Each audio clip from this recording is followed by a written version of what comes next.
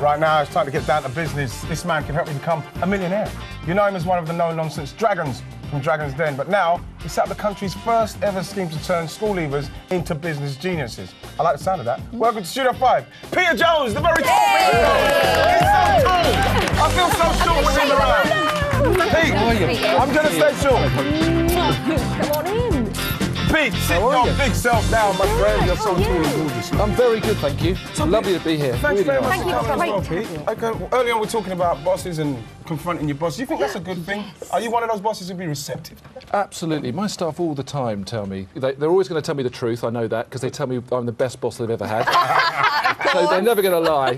Actually, the only time I've ever had the truth out of an employee has been at a Christmas party. Wow, that's the When worst. they're all drunk, standing at the bar, right, I'm waiting for him when he comes, I'll tell him how it is in front of everybody. That's the only time. Other than that, everybody says, what would you do? Everything's brilliant. Would you sack someone for that? Oh, it's P45 history. Really? straight away. Wow. Yeah. Scary stuff. To be honest, no. If I was approached and somebody was rude, then that's a different story.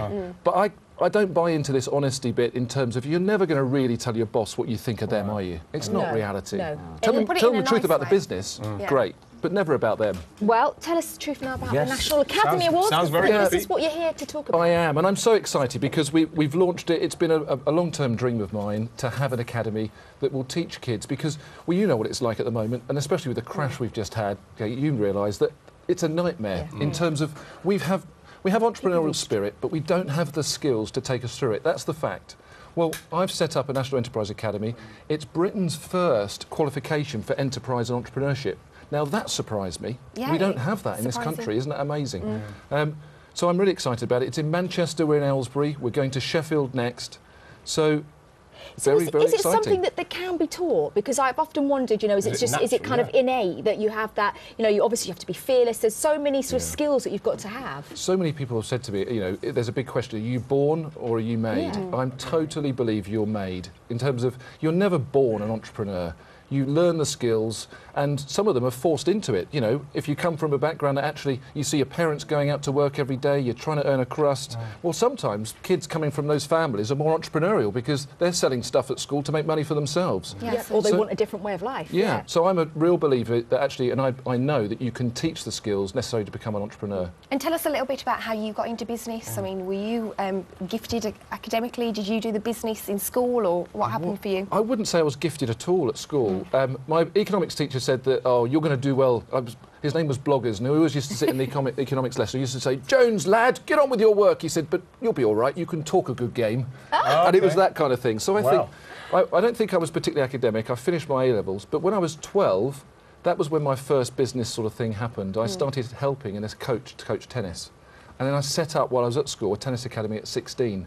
Wow. Now, the great thing about that was when I was 18, I had a car. I bought my first house when I was 19. But I think I was slightly clever without being too cocky, because I lived at home and my great mum looked after me. So she did all the washing, all the ironing, while I rented the house out.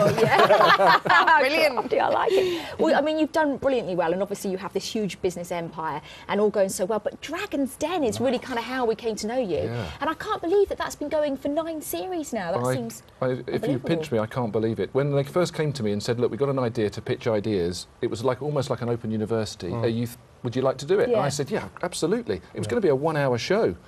And it's turned into something, What, it's just almost a one-off legendary. 1 hour A show? one-off 1 hour. Wow. And we It's did the been great. pilot, and then they said, it was Rowley that turned around at BBC Two and said, this is a hit show, we want to do a series.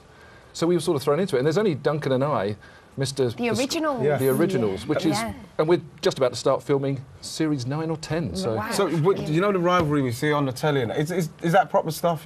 honestly, it's proper stuff. Yeah, I mean, for the first really 3 or is 4 intense. years, I hated Duncan with a vengeance. You know, we didn't get on at all. We didn't see eye to eye. And now I find that we get on really well. He's kind of mellowed. You know, he's got his bus pass. He's past that age of, and he's less competitive because he knows that actually, you know, we're all in it actually to have firstly a bit of fun, inspire people to come up with great ideas. And I still love it. I love doing it. It's a You've done brilliant really show. well yourself, obviously, Yeah. millionaire and all that stuff. You know, I don't want to speculate, but You know, I was just going to say, are you a millionaire? No, Maybe like, a few times over. multi-millionaire. It's got bags of What cash. keeps you motivated to keep going? Will you ever... No, I wake up I'm not just saying this to be sycophantic. I wake up every day thinking, you know what, I can make a difference today. Doing things like the National Enterprise Academy, giving back is great. And you'll see all the Dragons, you know, we're doing a lot with charity, we do a lot of stuff. And the pleasure from being able to have the freedom of choice. There's a lot of people out there that don't have the money, that want to get money, and they can't sort of move forward. No, and for me, I'm just the luckiest person alive. You know, I've been to the States. I've done a show called American Inventor with Simon Cowell. I've had an amazing last 5 years of my life. Yeah. I would never have thought I'd be thrown into this celebrity world. And now you're sharing the luck with the Academy. That's brilliant. It's good stuff. Will you come back at some stage, tell us how it's all going? Oh, I'd love to. Fantastic. Real pleasure. But could I just say, though, I would love, if people are looking for this September, 16 to 19-year-olds, parents at home thinking, you know what, where can I put my son or daughter? Just go to the nea.org.uk. So that's www.thenea.org.uk. We'll put it on our We'll put it on our website. Thank you very much. Can we hear it for Peter Jones? Woo! We love